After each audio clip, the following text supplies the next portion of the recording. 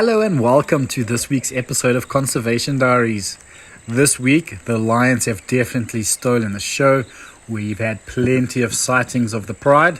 The pride itself spending most of their time in the Salouse up towards Northgate, and then the male coming to visit us here at Tinswallow. Who's not making a noise?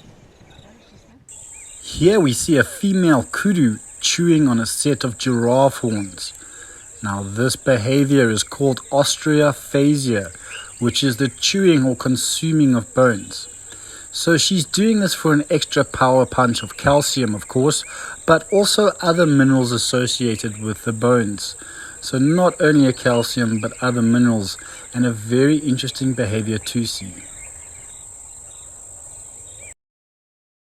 Here we see one of the most majestic antelopes in Africa, the Sable Antelope, and he is busy re-chewing what he had for breakfast. So like a cow, he has 4 stomachs, and that process is called ruminating.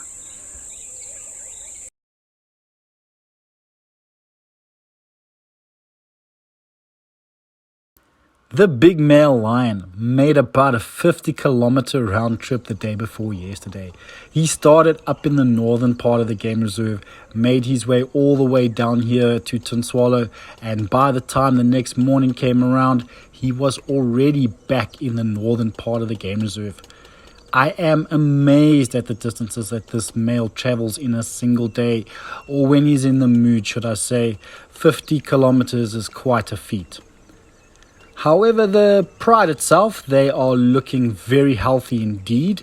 The cubs themselves look well fed and fit, and so do the mothers. Now, they have taken over this northern part of the game reserve, as we all are well aware, and haven't moved an inch. They are loving this part of the game reserve. The game-rich area seems to be providing them with enough prey. They are looking really healthy. Look at those lovely muscles developing on this young female's shoulder. In no time at all, she'll be bringing down her own prey. When I say that, we've still got another 2 years, because these little youngsters are, I would say, about a year and a bit now, a year and a few months. So beautiful to see them on this lovely crisp winter's morning.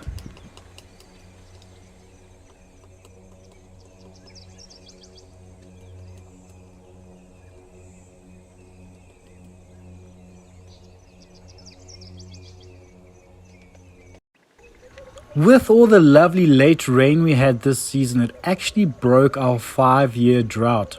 So the herbivores in particular are looking really good for this time of year.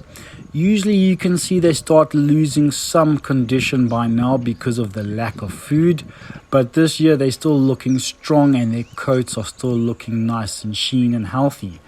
Because usually this time of year the animals, like I say, start losing condition, and the scavengers like these jackal and hyenas, they tend to do a little bit, well, they tend to thrive a little bit this time of year, because they will pick off all the sick, weakly and injured herbivores, because they really lose their condition quite significantly with a lack of food in a drought.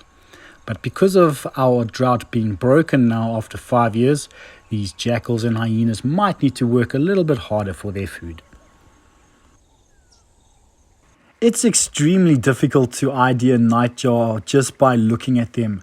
For me, the key is to hear them, is to ID them by sound. So if they're calling, and I've ID'd 3 different nightjars in this region: the fiery-necked, the rufous-cheeked, and the freckled.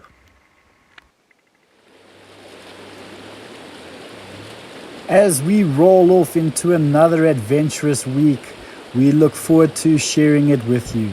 So from all of us here at Tinswallow, where conservation never stops, we'll catch you all next week, Wednesday.